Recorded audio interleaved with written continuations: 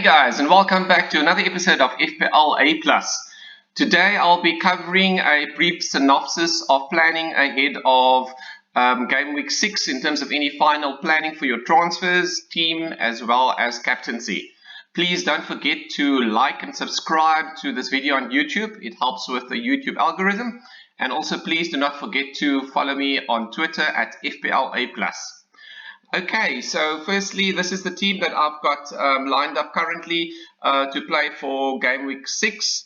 In terms of the major dilemma that many managers are faced with was with regards to Bamford, who was declared not fit. He's got an ankle injury. He's still got an unknown return date, but because Bielsa was a bit mum in terms of when he's likely to return, I'm hopeful that ahead of these green fixtures that he might still be available and fit. Okay, so my players that are replacing Bamford are basically doubled up on defense with Marcel and Livramento, so they're playing each other. So ideally hoping for a 0-0 result in that match. That would be ideal, and if not, I still have some attacking potential defenders that could perhaps help to offset if any clean sheet is lost there. Okay, so who do you bring in if you can't field a full team like I am able to and you need to replace Bamford? So first prize, I would say if you don't have Antonio, you bring in Antonio. Similarly, if you do not have, if you do have Antonio but you do not have Ronaldo and you have 2 free transfers, then that would be sort of also another no-brainer. If you have 1 free transfer and you've got Antonio, you bring in Ronaldo for a hit. That is probably a slightly debatable. I would probably still side on the fact of bringing him in, and that is when I show you the effective ownership stats, you'll see why. So that might not also be a bad move, but that might be only a potential short-term move. So that's the other option. If you're looking down the budget line in terms of lower bracketed players value-wise, you could go for players like Alan Maximum, who has been looking in quite good form recently. His fixtures also look pretty decent. And the other options are Dennis and Josh King from Watford. I would possibly not double up on Watford, having if you've got Saar, which most people are sort of having as their main target at this stage. But if it is kind of a player that you are able to not field every match and you have got another player instead of your double Watford, then I would say why not? Josh King could potentially be on penalties as well. In that price bracket between Josh King and Dennis, I'd possibly go slightly in favor of Josh King. Other options would also be Armstrong for Southampton. They are starting to look a bit more stronger. I think in terms of eye test at least, had quite a good solid defensive performance last week against Manchester City. And Armstrong has got some good potential. Only thing is he's not on penalties, but if you're looking for a very cheap option, he's not a bad option as well. The other option, as many people might potentially have him, if you don't have him, could also be Jimenez from Wolves. He hasn't yet hit the ground, but I think it's just going to take 1 goal. Once he does get that goal, he might have much more confidence, because I think that's what's been lacking so far. So he could also be a potential player. Okay, so those are basically players that you could potentially bring in. And then the debate in terms of captaincy. At this stage, my captaincy is on Ronaldo. I would not discourage you if you're going from Salah as well. He's also got quite a good record, and he's playing Brentford. The only reason why I haven't gone for Salah is Brentford are looking very good defensively. They're very well structured and set up at the back. So I can't see Liverpool scoring more than 2 goals potentially in that match. And then Ronaldo, he's playing at home as well, where Salah's playing away. And Ronaldo being the talisman, and Aston Villa, their defense at times has been reasonable, but they've also had matches where they've fallen apart.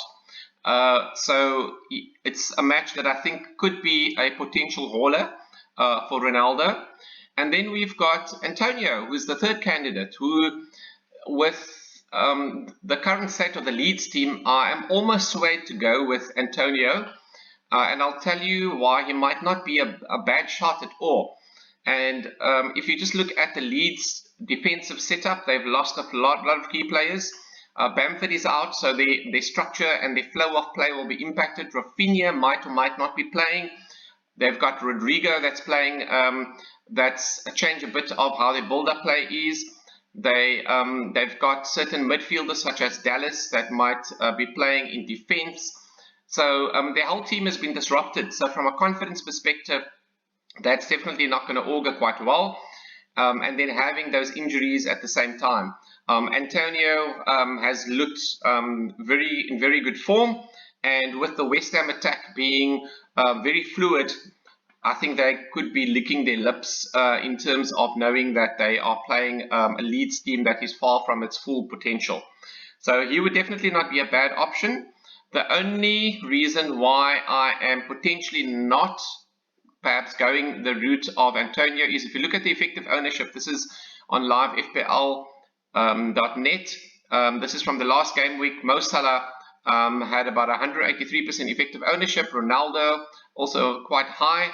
And keep in mind that more players would have probably captained Mo Salah the last game week than this game week in the top 10, but in the top 100k as well. So most likely more people have brought in Ronaldo, so that gap might potentially be reducing, if not already. And then if you look at Antonio, most people would have taken him out the last game week, so he doesn't even feature up front here in terms of the top players. That percentage obviously would have increased for Antonio, but Mo Salah and Ronaldo would definitely be ahead of him.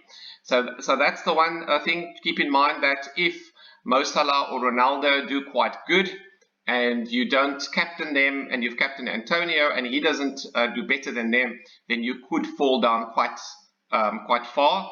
On the flip side, if he does well in terms of scoring compared to Salah and Ronaldo, you could move up massively as well. So that's a high risk reward ratio. So just keep that in mind. It depends how you play the game and your style of play. Okay, and then in terms of price rises, the latest price rises tonight that's planned. This is not 100% confirmed, but likely. Saar, if you're intending to bring him in, rather tonight than tomorrow morning before the matches start.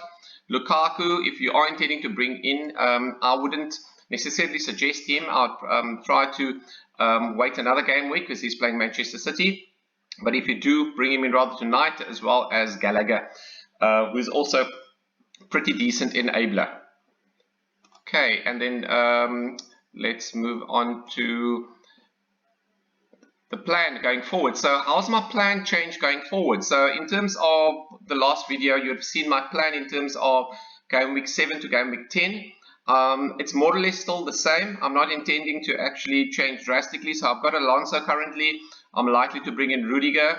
And then in terms of my other potential transfers, I might bring in Rafinha and take out Greenwood.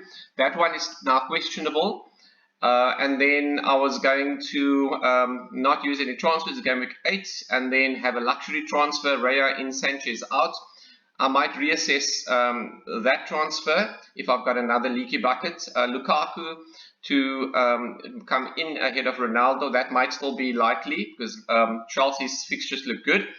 But my main concern is Rafinha and Bamford, with Leeds not looking as attacking and as prolific as they were last season, and with injuries now clouding that further.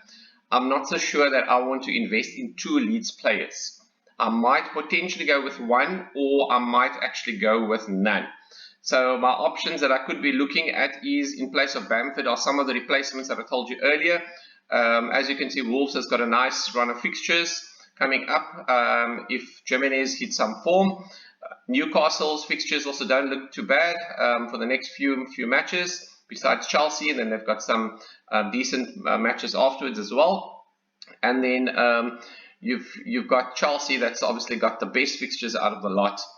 So yeah, so there could be a few options there. Rafinha, Gallagher is an option. I'm not so sure how consistent he would be. I know there are some members of the Fpla community that are really hyping up quite a bit. And then I think another sleeping team that could also perhaps not do too bad is Arsenal. If you're looking at some of their fixtures, just look at that from game week 8 to game week 11.